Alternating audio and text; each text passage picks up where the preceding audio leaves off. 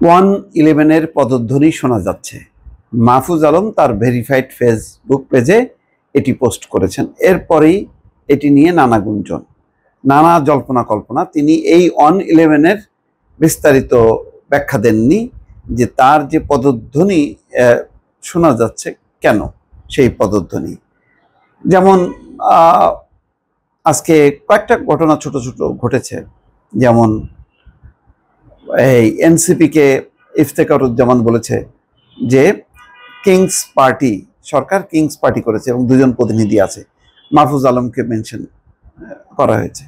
সালাউদ্দিন আহমেদ বিকাল পর্যন্ত 4টা-5টা পর্যন্ত বলেছেন যে বিএনপি জুলাই ঘোষণাপত্র অনুষ্ঠানে আমন্ত্রণ পায়নি, অথচ 8 জোড়া ট্রেন আসবে, ছাত্র জনতা আসবে। এরা কোন ছাত্র জনতা? এটা আমার একটা ছিল, মানে জানার ব্যাপার ছিল, আমি কোনো ব্যাখ্যা পাইনি।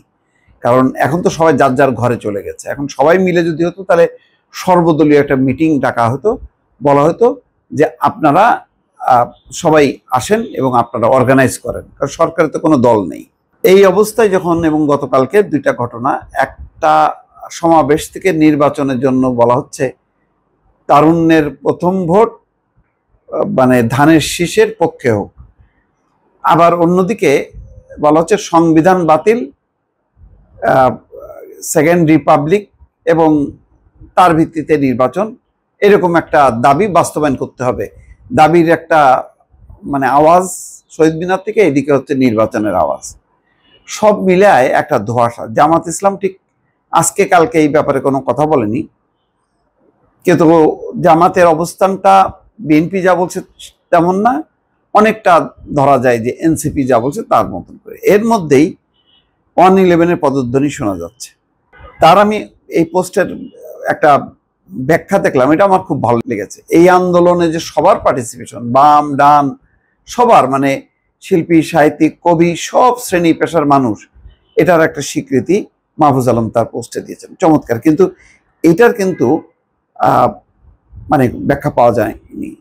2007 সালে 11ই জানুয়ারি জরুরি অবস্থা জারি করা হয়, যা দেশের রাজনৈতিক ইতিহাসে 111 নামে পরিচিত। তার আগে যে ধারাবাহিকভাবে রাজনৈতিক সহিংসতা চলছিল, তত্ত্বাবধায়ক সরকারের প্রধান কে হবেন, কে এম হাসান, তো তিনি পদত্যাগী করলেন, হবেন না, তারপরে কে হবেন, এটা নিয়ে যখন নানান রকম অসন্তোষ চলছিল এবং মোটামুটি সহিংস পরিবেশ আওয়ামী লীগ এবং বিএনপির মধ্যে, তখন 111 আসে। তো এই অবস্থায় 111 তখন একটা বলা যায় যে একটা নির্বাচিত সরকার বা ধারাবাহিকভাবে যেই একটা সরকার ছিল, তত্ত্বাবধায়ক সরকার ছিল সংবিধান আলোকে, তাকে হটিয়ে দিয়ে বা সেটাকে 111-এর রূপ দেওয়া হলো। সেখানে যে ইয়াজউদ্দিন আহমেদ নিজেই ছিলেন রাষ্ট্রপ্রধান এবং সরকার প্রধান, তার বদলে ফখরুদ্দিনকে আনা হলো সরকার প্রধান হিসেবে। অর্থাৎ নতুন যে 111 সরকার, এটা আবার তত্ত্বাবধায়ক সরকারও বলা যাবে না। আর মঈনুদ্দিন আহমেদ সেনাপ্রধান তার সাপোর্টে চলেছে। তো সেই রকম একটা অবস্থা কিনা আমি জানি না।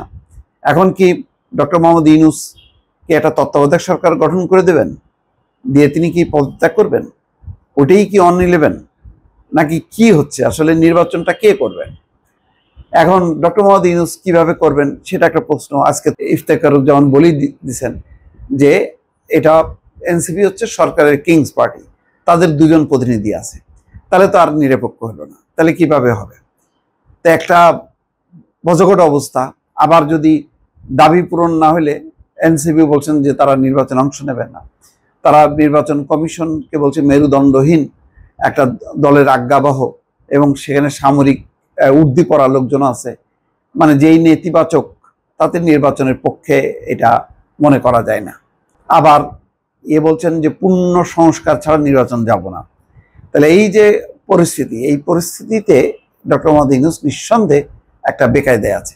আবার বলা যাবে না যে জুলাই ঘোষণাপত্র বা জুলাই সনদ নিয়ে সব রাজনৈতিক দলগুলোর মধ্যে চমৎকার একটা ঐক্য হয়েছে, সিদ্ধান্ত হয়েছে। তো এরকম বজগট অবস্থার মধ্যে দিয়েই একটা অস্বাভাবিক সরকার আসে বা পরিবর্তন হয়। যেমন একটা গণঅভ্যুত্থানের মধ্যে যেহেতু একটা ওই সরকার রান করতেছিল না, একটা ফ্যাসিস্ট কায়দায় চলে গেল। সুতরাং গণ অভ্যুত্থানের মধ্যে দিয়ে একটা পরিবর্তন। তো এখন কি আবার এমন একটা রাজনৈতিক পরিস্থিতি হলো যে কারণে আরেকটা পরিবর্তন হবে, সেটার বিস্তারিত কিন্তু ব্যাখ্যা তিনি দেননি। তো যাই হোক, কথাটা গুরুত্বপূর্ণ এই কারণে যে মাহফুজ আলমের সাথে এনসিপি সম্পর্ক আর যাই হোক না কেন, সেইটা বড় পরিচয় না। বড় পরিচয় তিনি হচ্ছেন এই অন্তর্বর্তী সরকারের একজন উপদেষ্টা। সেই উপদেষ্টা যখন বলে যে 111-এর পদধ্বনি শোনা যাচ্ছে, তাহলে বোঝা যায় ডাল মে কুছ কালা হয়। আমাদের এখন অপেক্ষা করা ছাড়া আর কোনো উপায় নেই। দর্শক ভালো থাকবেন, আল্লাহ হাফেজ।